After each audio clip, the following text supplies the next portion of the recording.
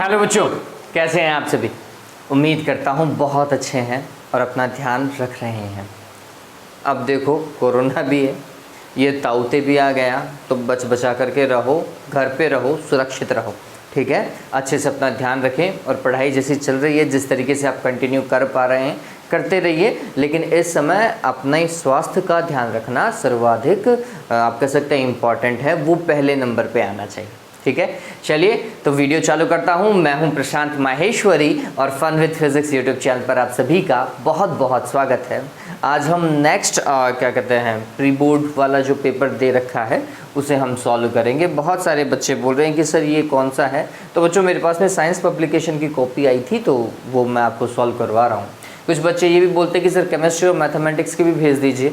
मैंने उन्हें मैसेज किया था, लेकिन एक सिंपल सा रिप्लाई कि सर आप फिज़िक्स के टीचर हैं, आपके पास में फ़िज़िक्स की कॉपी अवेलेबल है, केमिस्ट्री वालों के पास में केमिस्ट्री की और मैथमेटिक्स वालों के पास में मैथमेटिक्स की अवेलेबल हो जाएगी अगर वो मांगेंगे तो। और मैंने एक आध टीचर से कांटेक्ट किया था, उन्होंने मांगी नहीं तो उनके पास में आई नहीं, ठीक है। आप अपने टीचर से कांटेक्ट कीजिए, शायद उन्होंने बात की होगी तो उनके पास में आ गई होगी, ठीक है। चलिए काम करते हैं। हाँ भाई, तो नेक्स्ट जो हमारे पास में है बच्चों मॉडल टेस्ट पेपर, 6 नंबर का मॉडल टेस्ट पेपर है अब ये, है ना। चलिए देखिए इसका पहला सवाल देखिए क्या बोल रहा है। एक आप सभी से एक और पूछना चाहूँगा। मैं सोच रहा हूँ कि ये क्या नाम है टीचमेंट के ऊपर क्लास लेके देखें लाइव, ये पेपर्स वहीं सॉल्व कर लेते हैं, क्योंकि फिर मैं लैपटॉप स्क्रीन शेयर कर दूंगा। लैपटॉप स्क्रीन शेयर करने से पावर कंजम्पशन भी कम होगा, वीडियो रिकॉर्डिंग में एडिटिंग में टाइम चला जाता है, ठीक है। तो मेरे हिसाब से उस समय अपन लाइव होंगे तो बहुत कम पावर कंजम्पशन में काम हो जाएगा। चलिए काम करते हैं। पहला सवाल देखिए, मतलब दूसरे नंबर का सवाल जो आपको दिखाई दे देना चाहिए। ओके देखिए क्या बोल रहा है। एक घन में 5 विद्युत द्विध्रुव हैं, घन से निर्गत विद्युत फ्लक्स का मान होगा। ये सभी को पता होना चाहिए भाई। क्या भाई, अगर किसी भी घन में चाहे एक द्विध्रुव हो, चाहे 1000 हो, चाहे लाख हो, कितने भी विद्युत द्विध्रुव हो, उस घन में कुल आवेश जो है वो कितना होगा, 0। अतः उससे निर्गत कुल फ्लक्स भी कितना होगा, 0। ध्यान में रखिएगा, लिख लीजिएगा कि निर्गत फ्लक्स कितना होगा, 0 होगा। तीसरा देखिए, विभव प्रवणता को परिभाषित कीजिए। क्वेश्चन नंबर 3, विभव प्रवणता को परिभाषित कीजिए। x इज टू आप क्या लिखते हो, v डिवाइडेड बाय l लिखते हो ना। विभव मापी तार की एकांक लंबाई पर हुआ विभव पतन, विभव मापी तार की एकांक लंबाई पर हुआ विभव पतन ही क्या कहलाता है, विभव प्रवणता। आप चाहें तो सुविधा के लिए मात्रक भी लिख सकते हैं, कितना भाई, वोल्ट पर मीटर, ठीक है। नेक्स्ट देखिए 4th वन, क्वेश्चन नंबर 4 देखें क्या बोल रहा है। चुंबकीय क्षेत्र उत्पन्न करने के लिए कोई 2 स्रोत लिखिए। बहुत सारे हैं, धारावाही चालक एक सिंपल सा है, दंड चुंबक, ठीक है, प्रणालिका, और ये बहुत सारी चीजें आप लिख सकते हो। ये 2 मैंने लिख दिए, 2 ही पूछे थे, जितना पूछे उतना काम करो। 5वां देखिए, चुंबकीय विषुवत रेखा से ध्रुवों की ओर जाने पर नति कोण में किस प्रकार परिवर्तन होता है। अच्छा सवाल है, मैंने आपको बोला भी था ये, अगर आप देखेंगे। हाँ 8 मतलब चैप्टर नंबर 8 मतलब यूनिट नंबर 4 और यूनिट नंबर 5 के लिए बच्चे पूछते हैं कि सर इम्पोर्टेंट वीडियो नहीं बनाया। बिल्कुल नहीं बनाया, क्योंकि चैप्टर नंबर जो 8 है, मतलब जो आपकी यूनिट 4 है बच्चों, वो बहुत छोटी सी यूनिट है, उसमें सारे छोटे छोटे सवाल है, कोई बड़ा सवाल है नहीं। तो मैंने 3 वीडियो बनाए हैं, जिनमें से एक समरी का भी है, सारांश का है, वो देख लीजिएगा। वो अगर आपने देख लिया है, आपका चैप्टर नंबर 8 पूरा क्लियर हो जाएगा। और वो तीनों वीडियो देखोगे तो चांस ही नहीं है कि कहीं बाहर से सवाल आ जाए, ठीक है। और 9th के अंदर मतलब 9th और 10th में भी सेम सिनेरियो है, मैंने सारांश बनाया है 9th का भी और 10th का भी। प्लीज़ उन्हें देखिए बच्चों, टाइम लगा था उन्हें बनाने में, अगर उन्हें देख लोगे तो इन चैप्टर में कहीं कोई दिक्कत नहीं आएगी और आपको किसी तरीके के और अन्य क्वेश्चंस की रिक्वायरमेंट नहीं पड़ेगी। ऑलराइट, हाँ तो विषुवत रेखा पर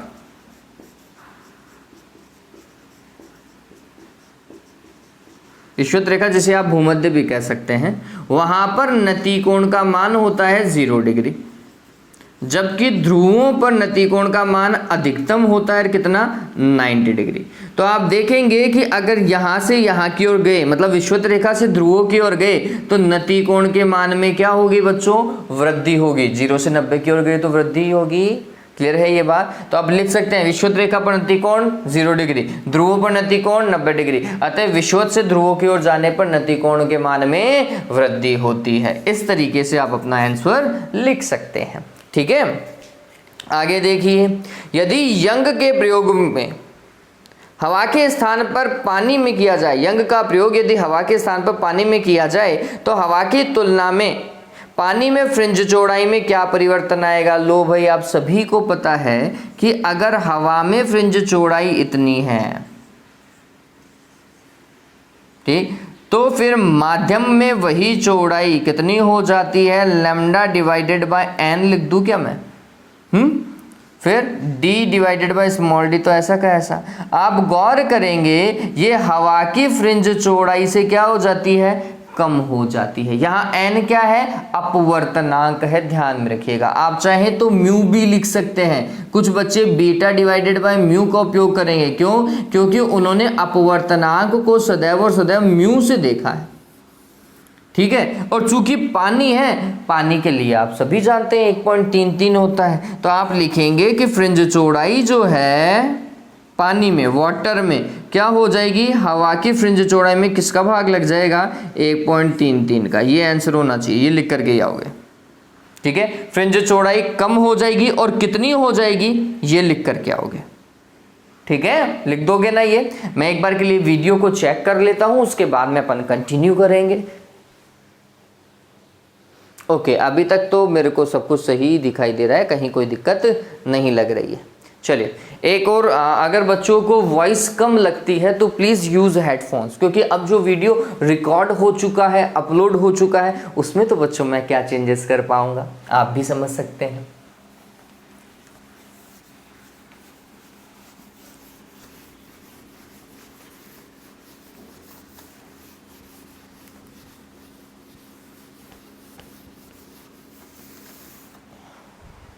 हाँ, आगे देखिए, 7th वन, क्वेश्चन नंबर 7। हाँ जी, क्या है 7th क्वेश्चन में, यदि किसी धातु पर आपतित फोटोन की ऊर्जा धातु के कार्यफलन के तुल्य हो, आपतित फोटोन की ऊर्जा ई कार्यफलन के तुल्य हो, फाइ नॉट के तुल्य हो, तो धातु से उत्सर्जित इलेक्ट्रॉनों की गतिज ऊर्जा कितनी होगी। इलेक्ट्रॉनों की गतिज ऊर्जा पूछ रहा है, सिंपल है क्या भाई, आइंस्टीन का नियम E = phi naught plus kinetic energy maximum, यही होता है क्या। अगर ये दोनों बराबर हैं तो फिर काइनेटिक एनर्जी कितनी हो गई भाई देवताओं, 0 हो जाएगी क्या। अरे ऐसा ही है ना, E- फाइ नॉट करो, E और फाइ नॉट तो दोनों बराबर है, तो E- फाइ नॉट क्या होगा, 0, और 0 बराबर क्या, काइनेटिक एनर्जी।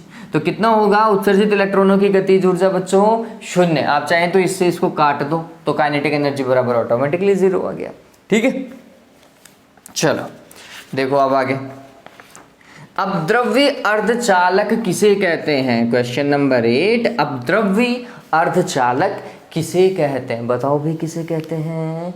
जब किसी शुद्ध अर्धचालक के अंदर वांछित अपद्रव्य या फिर वांछित अशुद्धियां मिश्रित की जाती हैं तो प्राप्त अर्धचालक अपद्रव्य अर्धचालक कहलाता है, जिसकी चालकता नेज अर्धचालकों की तुलना में अधिक होती है। वापस से आंसर देने का तरीका समझिए, जब किसी शुद्ध अथवा नेज अर्धचालक जैसे सिलिकॉन अथवा जर्मेनियम में वांछित अशुद्धियां मिश्रित की जाती हैं तो प्राप्त अर्धचालक अशुद्ध या फिर अपद्रव्य अर्धचालक कहलाता है।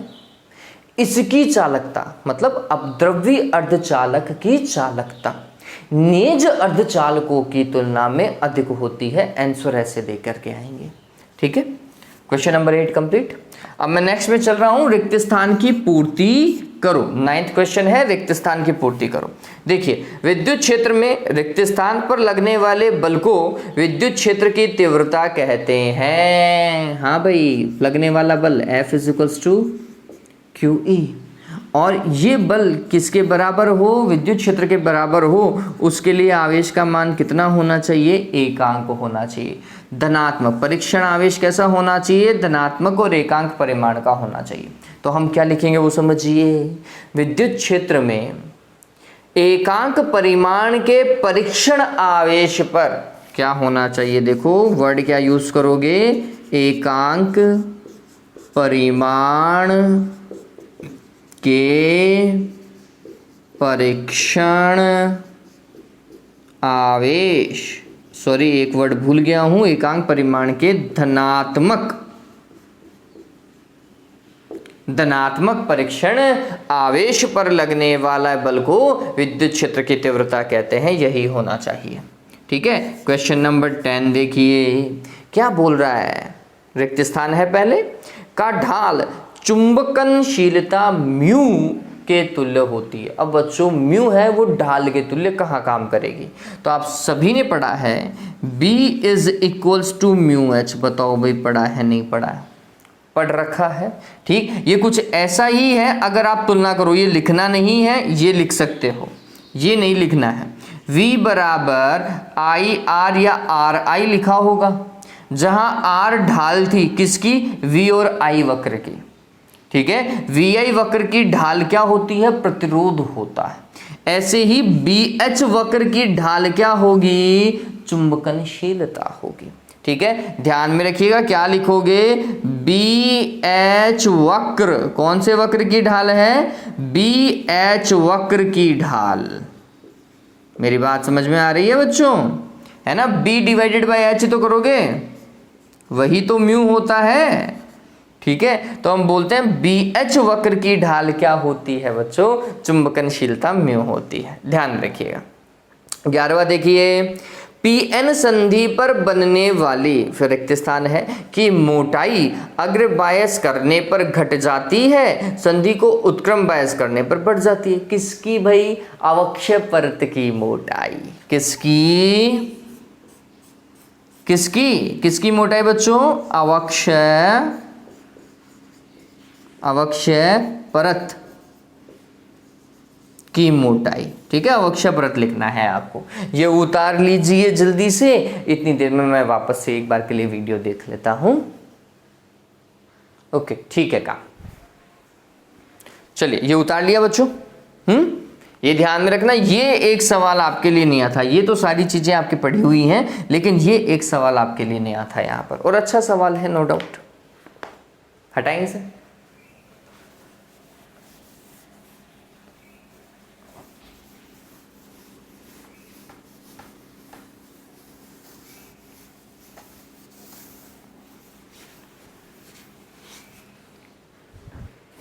देखिए आगे क्या बोल रहा है, बार बार देखिए, 12th क्वेश्चन खंड ब, कुछ ऐसा बोल रहा है, ज्यावक्रीय वोल्टा V बराबर 200 साइन 314 T किसी 10 ओम प्रतिरोध पर कार्यरत है। ये लो भाई, V बराबर 200 साइन 314 T और प्रतिरोध का मान 10 ओम है। दो चीज़ों की गणना करनी है, VRMS और IRMS। बहुत सिंपल हो गया, कैसे भैया, ये देखो VM है,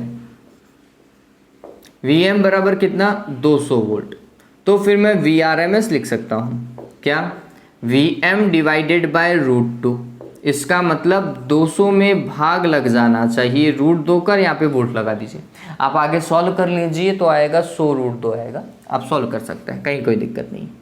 आगे देखो IRMS निकालना है, IRMS क्या होगा, तो हम बोलेंगे VRMS में किसका भाग लगा दीजिए, प्रतिरोध का भाग लगा दीजिए। VRMS कितना आया था आपके पास में, 200 बटा √2, और प्रतिरोध का मान कितना है, 10 है, ये लो, तो कितना आएगा, 20 बटा √2। आप चाहें तो इसे 10 √2 लिख सकते हैं, कोई दिक्कत नहीं है, एम्पियर मात्रक लगा दीजिएगा, मात्रक नहीं भूलना है ना, मात्रक लगाना जरूरी है।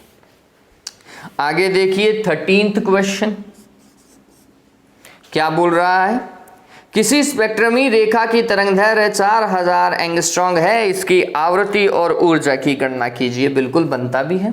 तरंगदैर्घ्य अगर दे रखी है 4000 एंगस्ट्रॉन्ग, मैं तरीका बता देता हूं, तो फिर आवृत्ति क्या होती है, तो हमने बोला आवृत्ति या तो n लिख लो या फिर f लिख लो। ये होती है c डिवाइडेड बाय लैम्डा, है ना, c डिवाइडेड बाय लैम्डा, या फिर आप इसे न्यू भी लिख सकते हैं, आपने ऐसा ही लिखा है। ठीक, ये कितना हो जाएगा 3 गुणा 10 की घात 8 और लैम्डा का मान 4000 और एंगस्ट्रॉन्ग आप सभी समझते हैं 10 की घात -10 होता है। ठीक है, सॉल्व कर लीजिएगा, जो भी आए उसके साथ में मात्रक क्या लगाना है, हर्ट्ज लगाना है। फिर ऊर्जा क्या होगी, E=h आप सभी लिखते हुए आए हैं। h का मान पता होना चाहिए 6.62 गुणा 10 की घात -34 और न्यू का मान जो आपने यहाँ पे सॉल्व किया था वो उतार दीजिएगा, मात्रक जूल लगाइएगा। ठीक है, मात्रक क्या लगाना है, जूल लगाना है। तो हो चुका ये। आगे देखिए 14th, नाभिकीय विखंडन क्या है। नाभिकीय विखंडन अभिक्रिया को दर्शाने वाली कोई एक समीकरण लिखिए। देखो नाभिकीय विखंडन में क्या होता है, कोई भी एक भारी नाभिक जो है वो 2 हल्के नाभिकों के अंदर टूट जाता है। इस प्रक्रिया में कुछ मात्रा में द्रव्यमान क्षति होती है जो कि नाभिकीय ऊर्जा के रूप में मुक्त हो जाती है। ठीक है, विखंडन के लिए आप क्या याद रखेंगे भाई, एक समीकरण अगर मैं बोलूं तो 235 पर अगर हम न्यूट्रॉनों का प्रहार कराते हैं, एक न्यूट्रॉन का प्रहार कराते हैं, तो अल्प अवस्था के लिए क्या बनता है बच्चों, यूरेनियम 236 बनता है और फिर वो कन्वर्ट हो जाता है किसमें, बैरियम और क्रिप्टॉन में। इसमें कुछ न्यूट्रॉन भी निकलते हैं, मैंने जो आपको इक्वेशन लिखाई थी उसमें 3 न्यूट्रॉन बताए थे। ठीक है, और कुछ मात्रा में क्या ऊर्जा भी निकलती। ठीक है, आप इनके समस्थानिक अपने अकॉर्डिंग चूज कर लीजिएगा। कुछ बच्चे बोलते हैं सर किताब में ये है, आप किताब वाला लिख लो, मैं चेंज करके लिख देता हूँ, है ना, 141 और उसके हिसाब से देखता हूँ कि 89 लिखना है या 91 लिखना है, वो उसके हिसाब से देख लेता हूँ। तो ये आपके ऊपर डिपेंड करता है, आप इन दोनों के जो भी समस्थानिक लेना चाहते हैं वो ले लीजिएगा। हाँ, 15वां सवाल एक बार के लिए से उतारे।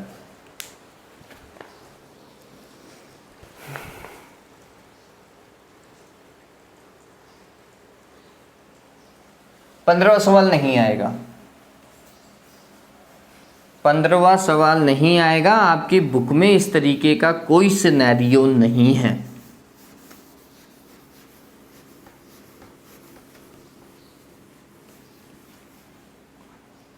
तो भी देखते हैं क्या बोल रहा है। यदि 10 मेगाहर्ट्ज से अधिक आवृत्तियां शोभ मंडल द्वारा परावर्तित नहीं होती हैं तो इनका इलेक्ट्रॉन घनत्व प्रति मीटर क्यूब ज्ञात कीजिए। सवाल नहीं आएगा पहली बात, तो भी आप सभी को पता है nmax इलेक्ट्रॉन घनत्व क्या होता है, 9 रूट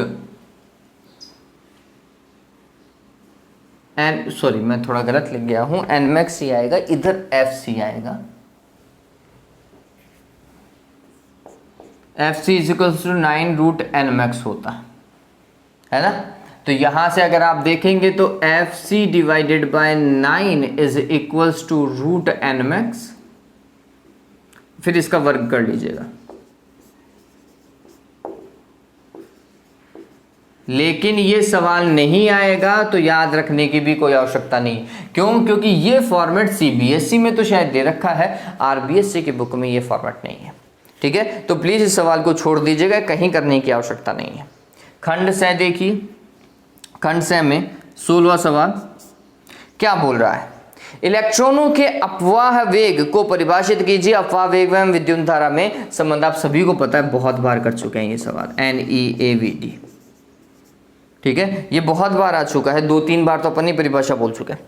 आगे देखिए इसका अथवा में सवाल क्या है, व्हीटस्टोन सेतु क्या है, व्हीटस्टोन सेतु के सिद्धांत की सचित्र व्याख्या कीजिए। देखो व्हीटस्टोन सेतु ठीक है, लेकिन इसका सिद्धांत आप कहां से याद रखेंगे बच्चों, किरचॉफ के नियम से। मैंने आपको बोला था कि व्हीटस्टोन सेतु हेतु संतुलन का प्रतिबद्ध किरचॉफ के नियम की सहायता से पुष्टि कीजिए या व्याख्या कीजिए, वो वाला याद रखना, डेरिवेशन वो आएगा बच्चों। ठीक है। आगे देखिए 17वां, एम्पियर का नियम क्या है? इसका उपयोग करते हुए अनंत लंबाई के सीधे धारावाही चालक के कारण चुंबकीय क्षेत्र। देखो साफ साफ बोल रहा है कि एम्पियर का नियम यूज करना है ना। और चुंबकीय क्षेत्र कितना होता है अनंत लंबाई के लिए? Mu not I upon 2πd या 2πr, कैसा भी आप लिख सकते हैं, सिद्ध कर दीजिएगा। धारामापी का अमीटर में रूपांतरण, इसके समांतर क्रम में शंट लगा करके आवश्यक क्षेत्र और शंट सूत्र आप निकाल सकते हैं, इसका फॉर्मूला आप निकाल सकते हैं, कहीं कोई दिक्कत नहीं। 18वां देखिए, ये ऊपर और नीचे दोनों में ही न्यूमेरिकल है, ठीक है। 18वां देखिए सवाल,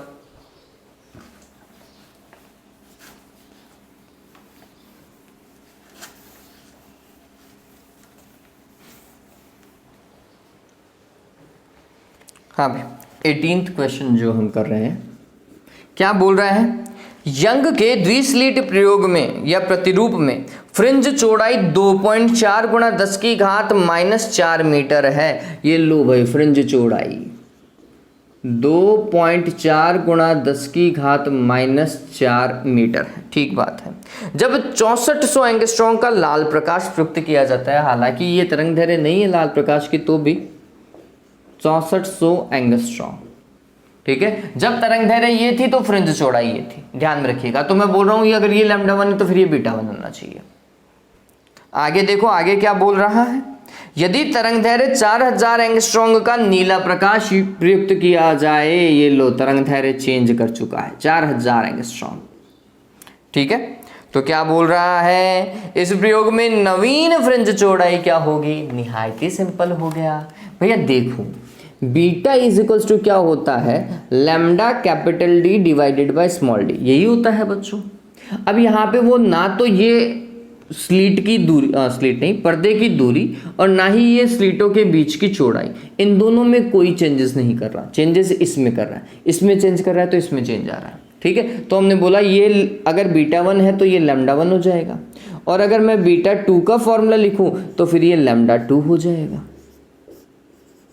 ठीक है। इसे समीकरण 2 मान लो, इसे समीकरण नंबर 1 मान लो। समीकरण 2 में समीकरण 1 का भाग लगाओ, मतलब β2 में भाग लगाओ किसका? β1 का। तो ये तो कट जाएगा बच्चों, क्या मिलेगा? λ2 बटा λ1 आएगा। आपको β2 निकालना है सेकंड केस में फ्रिंज चौड़ाई, ठीक है। तो हमने लिखा β2 बराबर होगा λ2 डिवाइडेड बाय λ1 इंटू β1, है ना। चलिए λ2 कितना बच्चों? 4000 एंगस्ट्रॉम 10 की घात -10, λ1 कितना? 6400 एंगस्ट्रॉम 10 की घात -10, और β1 का मान कितना है? 2.4 गुणा 10 की घात -4, यही है। चलो अब ऐसा कोई चीज़ जिससे ये कट सके, जहाँ तक मेरे को लग रहा है मैं ये तो काम कर ही सकता हूँ। 4 से काटो, यहाँ पर 10 आ जाएगा, और अगर 4 से इसको काटोगे तो कितना आएगा? 16 चौक 64, 16 आना चाहिए, है ना। चलिए 4 से मेरे हिसाब से ये और ये भी देखे जा सकते हैं। 4 पंजो 20, 4 छिंग 24, तो 0.6 यहाँ पे लिख सकता हूँ, और यहाँ पर वापस से 4 आ सकता है। चलिए इतना काम हो गया, ओके। इसको और इसको मल्टीप्लाई करोगे तो 6 आएगा, और ये 6/4 हो जाएगा। 6/4 मतलब 3/2, मतलब 1.5, ठीक है। चलो, और घातों को एडजस्ट कर दोगे क्या? एडजस्ट हुई बड़ी भाई, कितना? 1.5 गुणा 10 की घात -4 मीटर, ठीक है। और कैलकुलेशन देख लीजिएगा, अपन ने कहीं गलती की हो तो, अदरवाइज वैसे फ्रिंज चौड़ाई कम ही होनी चाहिए, इसकी तुलना में कम ही होनी चाहिए। क्यों? क्योंकि तरंग दैर्घ्य कम हुई है तो फ्रिंज चौड़ाई भी कम होगी। तो उस कॉन्सेप्ट से तो मेरे को सही दिख रहा है, और कैलकुलेशन आप देख लीजिएगा, ठीक है।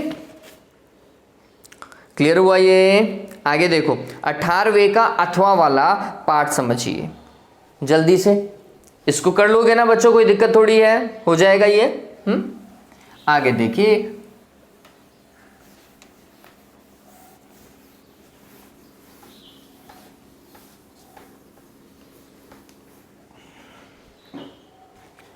हाँ भाई, नेक्स्ट जो है हमारे पास में 18th का ही है।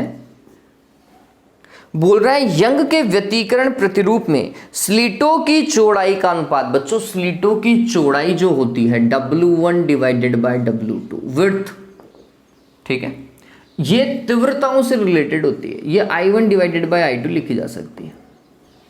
किससे रिलेटेड है? तीव्रताओं से। और कितना दे रखा है? 1:9 दे रखा है, मतलब ये वाली ज्यादा है, ठीक है। हाँ, अगर ऐसा है तो क्या पूछेगा? या तो आपको I मैक्सिमम बटा I मिनिमम पूछेगा, या फिर आयाम, हाँ यही पूछना चाहिए, R मैक्सिमम बटा R मिनिमम या फिर I मैक्सिमम बटा I मिनिमम पूछेगा। दो ही ऑप्शन है उसके पास में। उच्चिष्ट और निम्नलिखित तीव्रताओं का अनुपात, तीव्रता ही पूछ रहा है रे भाई, बहुत सिंपल हो गया। देखो यहाँ से अगर मैं देखूं तो मैं इसे लिख सकता हूँ A1 का स्क्वायर बटे A2 का स्क्वायर, K से K तो कट ही जाएगा, बराबर कितना है? 1/9, ये तो कट गया। तो A1 बटा A2 का whole square is equals to कितना बच्चों? 1/3 का होल स्क्वायर। इसका मतलब A1 बटा A2 बराबर 1/3। इसका मतलब बच्चों अगर मैं A2 निकालता हूँ तो 3A1 आ रहा है क्या? अधिकतम तीव्रता I मैक्सिमम बटा I मिनिमम, उच्चिष्ट और निम्नलिखित में यही देखते हैं अपन। क्या होगा भाई? ये होगा कि A1 प्लस A2 का होल स्क्वायर, और ये होगा कि A1 माइनस A2 या फिर A2 माइनस A1। इस केस में मैं A2 माइनस A1 लिखूंगा, क्यों? क्योंकि A2 ज़्यादा है ना, ये ध्यान में रखिएगा। क्या हो जाएगा? K से K की रामायण खत्म, A1 प्लस A2, तो A1 तो A1 ही रह जाएगा, A2 की जगह 3A1 और स्क्वायर है ना, फिर A2 माइनस A1 मतलब 3A1 माइनस A1 और इसका क्या बच्चों? स्क्वायर, ये हो जाएगा 4A1 का स्क्वायर। 4A1 मतलब 16A1 स्क्वायर बटे 2A1 का स्क्वायर मतलब 4A1 स्क्वायर। ये तो कट गया भैया 4/1। कैलकुलेशन देख लीजिएगा, कैलकुलेशन देख लीजिएगा। तरीका यही है जो मैं आपको बता रहा हूं। जो चौड़ाइयों का अनुपात होता है ना, स्लिट चौड़ाइयों का, वो तीव्रताओं के अनुपात के तुल्य में देखा जाएगा। तो यहां से आपको मिल जाएगा। ये आपकी बुक के अंदर भी एक क्वेश्चन है इसी तरीके का। ऑलराइट, तो ये क्लियर हुआ। वहां पर उसका आंसर गलत है वैसे। 19वां देखिए, यदि हाइड्रोजन परमाणु की लाइमन श्रेणी की तरंग दैर्घ्य सीमा 912 एंगस्ट्रॉम है, सभी को पता है। हाइड्रोजन परमाणु के लिए लाइमन श्रेणी की जो सीमा है वो कितनी है? 912 न्यूनतम, जो कि अनंत से आती है, और अधिकतम 1216 है, जो कि दूसरे कक्षक से देखी जाती है। अरे यही है, आप गौर करेंगे इसने सारे के सारे श्रेणियों वाले ही सवाल दिए। हाइड्रोजन परमाणु की बामन श्रेणी की श्रेणी सीमा ज्ञात करो। अरे बहुत सिंपल हो गया भैया, इतना ज़्यादा सिंपल क्यों कर दिया?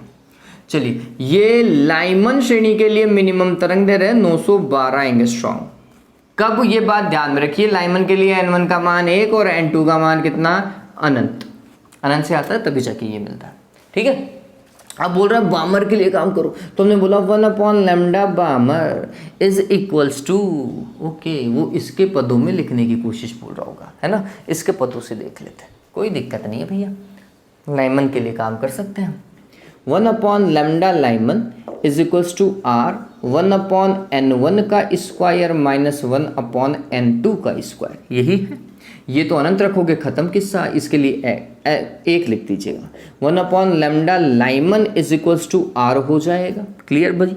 तो फिर lambda Lyman is equals to 1/R लिख दीजिएगा, जो कि 912 एंगस्ट्रॉम है। ठीक है, भगवान करे मैं सही एडिटिंग में सेट कर सकूँ उसे। ओके, हो गया। अब बामर देखिए, तो हमने देखना है कि बामर ज्ञात करना है, उसे बामर की तरंग दैर्घ्य ज्ञात करनी है। बामर के लिए N1 का मान 2 है और N2 का मान वो अनंत ले रहा है, क्योंकि वो लास्ट वाली तरंग दैर्घ्य को यूज कर रहा है। तो हमने लिखा 1/λ Balmer is equals to R 1/N1 का स्क्वायर मतलब 2 का स्क्वायर, 1/N2 का स्क्वायर मतलब अनंत का स्क्वायर। ये तो 0 हो गया, हटाओ इसे, ये हो जाएगा R/4, ऐसा ही है। तो फिर lambda Balmer is equals to 4/R बच्चों। बताओ भाई, ऐसे होगा? अब देखो, इसे मैं क्या लिख सकता हूं? इसे मैं लिखूंगा 4 इंटू 1/R, और 1/R किसके बराबर है? इसके या फिर इसके? तो हमने लिखा 4 × 912 एंगस्ट्रॉम। कैलकुलेट कर लीजिएगा, मेरे हिसाब से आप कर सकते हैं, आगे कर लोगे। हाँ भाई, आगे देखिए इसका अथवा वाला सवाल। हाइड्रोजन परमाणु की प्रथम कक्षा की त्रिज्या इतनी है, द्वितीय, तृतीय और चतुर्थ कक्षा की त्रिज्या ज्ञात कीजिए। निहायत ही सिंपल है इसका अथवा वाला सवाल। ये आपकी बुक का भी है, शायद CBSE का ही है या फिर आपकी बुक का एग्जाम्पल है। R1 जो होती है वो R0 के तुल्य होती है और कितनी 053 एंगस्ट्रॉम। अपन 0.529 यूज करते हैं, ये दे रखा है। तो फिर दूसरे कक्षक के लिए कितना होगा, N1 स्क्वायर R0 लिखते हो क्या? दूसरे के लिए 2 रख दीजिएगा, तीसरे के लिए 3 रख दीजिएगा और चौथे के लिए 4 रख दीजिएगा और वर्ग करके चलना है। 2 का स्क्वायर 4 लिखोगे, 3 का स्क्वायर 9 लिखोगे और फिर 16 लिखोगे। कैलकुलेट करना आता है आपको, ठीक है, कर लीजिएगा ये। हाँ भाई, आगे देखो 20वां सवाल। PN संधि डायोड अग्रदिशिक और पश्चिम दिशिक बाइसीकरण को समझाइए। बहुत अच्छे तरीके से करवा रखा है, शायद इसी वीडियो के अंदर ऑडियो कम था तो प्लीज़ हेडफोन का यूज़ कीजिएगा। और बोल रहा है कि परिपथ आरेख की सहायता से अर्धतरंग दृष्टिकारी को समझाना है आपको, है ना। तो ये आप सभी को पता है कैसे यूज़ करते हैं।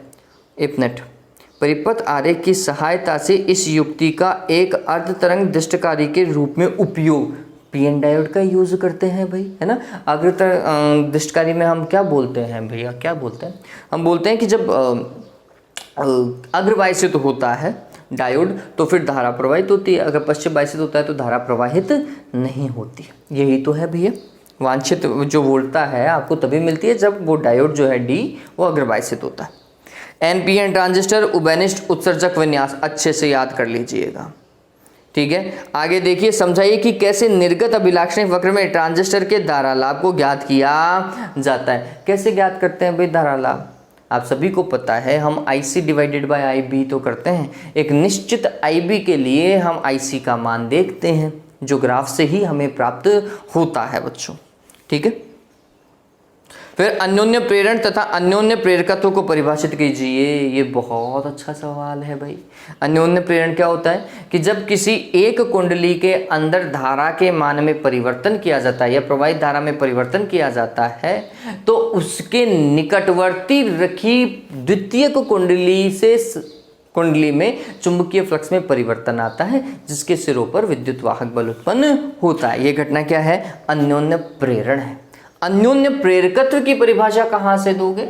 ये φ2 = MI1 से, यहां से दोगे आप। M की परिभाषा देनी क्या भाई? जब प्राथमिक कुंडली में एकांक परिमाण की धारा प्रवाहित की जाती है तो द्वितीय कुंडली से संबंधित चुंबकीय फ्लक्स ही अन्योन्य प्रेरकत्व कहलाता है संख्यात्मक दृष्टिकोण से, ठीक है। दो कुंडलियों के युग्मन के लिए अन्योन्य प्रेरकत्व का व्यंजक कुंडलियों के लिए नहीं आएगा, प्रणालिका के लिए आएगा। मैं बता चुका हूं क्यों, क्योंकि हमारे कोर्स में कुंडलियां नहीं है, ठीक है, ये बात ध्यान रखिएगा। आगे देखिए, ट्रांसफॉर्मर के सिद्धांत। ये ट्रांसफॉर्मर याद कर लीजिएगा, ट्रांसफॉर्मर की हानियां याद कर लीजिएगा। इसने सिर्फ और सिर्फ ये पूछा है कि ट्रांसफॉर्मर की क्रोड को पटलित क्यों बनाया जाता है। बताओ भाई, पटलित क्यों बनाया जाता है? बताओ, भंवर धारा वाली हानियों को कम करने के लिए, ठीक है। आप चारों याद करोगे हानियां। फिर 22वां सवाल देखिए, विद्युत क्षेत्र तथा विद्युत क्षेत्र रेखा को परिभाषित करो। कर सकते हो आप सभी। विद्युत क्षेत्र रेखा के 4 गुण, ये भी अच्छा सवाल है। 1 नंबर का आएगा और 2 गुण ही पूछे जाएंगे, इतना नहीं आएगा। 2 समान एवं विपरीत प्रकृति के आवेशों को निकट रखने पर उनके मध्य विद्युत क्षेत्र रेखा। अरे भाई, ये 4 नंबर में ऐसा सवाल नहीं देगा। हालांकि आप बलरेखा बना सकते हो प्लस और माइनस के बीच में। हाँ, आयतनीय सतत आवेश वितरण से क्या अभिप्राय है? वाह। आवेशित चालक की सतह पर बल का व्यंजक, ये वो छोड़ दो।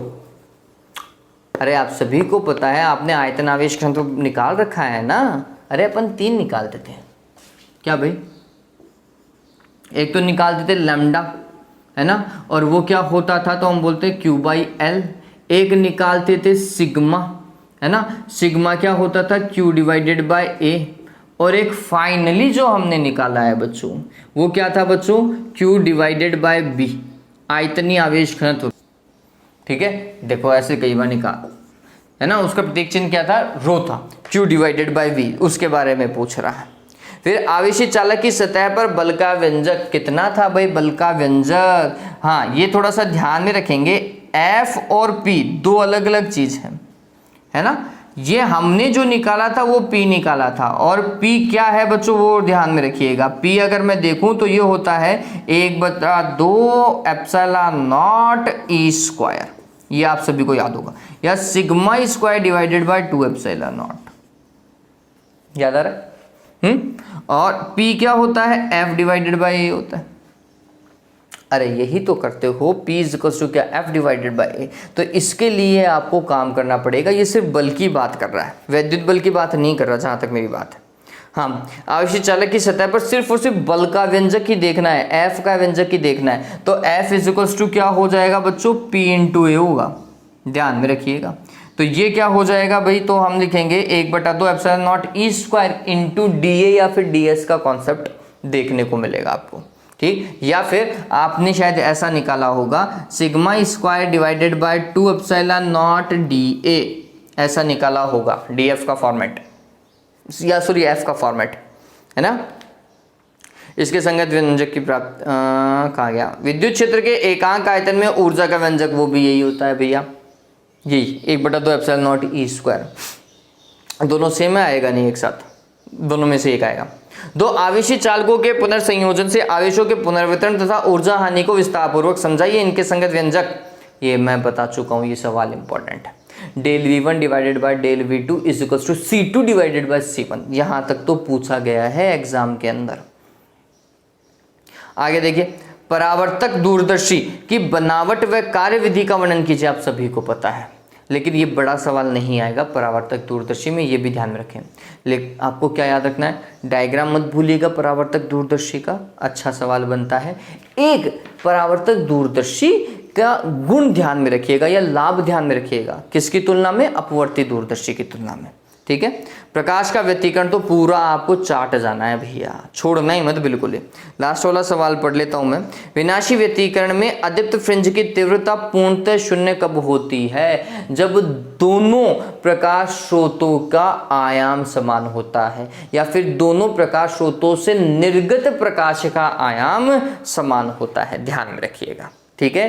क्या भाई, या तो I1 बराबर I2 हो, या फिर A1 बराबर A2 हो, है ना। प्रकाश स्रोतों से निर्गत प्रकाश की तीव्रता समान होनी चाहिए, या फिर आयाम समान होना चाहिए, बात समान, है ना।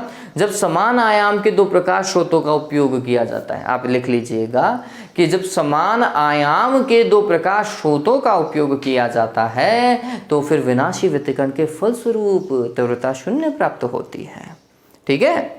विभेदन क्षमता विधि लास्ट वाले पेपर में बताया ना। फिर संख्यात्मक द्वारक कौन सी राशि कहलाती है, अरे कौन सी राशि कहलाती है संख्यात्मक द्वारक, ये मैंने आपको बताया था। आप लिखते हो ना n sin बीटा, ये द्वारक ही तो था, है ना। 2n sin बीटा लिखता है, 2n sin बीटा क्या था ये बच्चों, ये संख्यात्मक द्वारक है, ध्यान में रखिएगा। ये मैंने वीडियो में बता भी रखा है, जहाँ तक किसी वीडियो में या उसी वीडियो में मैंने बताया भी है कि संख्यात्मक द्वारक ये होता है, ध्यान में रखिएगा। चलिए आज के लिए इतना ही, उम्मीद करता हूँ पेपर आपको समझ में आ गया होगा। थोड़ा तसल्ली रखिएगा पेपर करते टाइम, जब भी हो, ठीक है। अच्छे से याद कीजिए चीज़ों को और अपना ध्यान रखो। Have a good day, take care.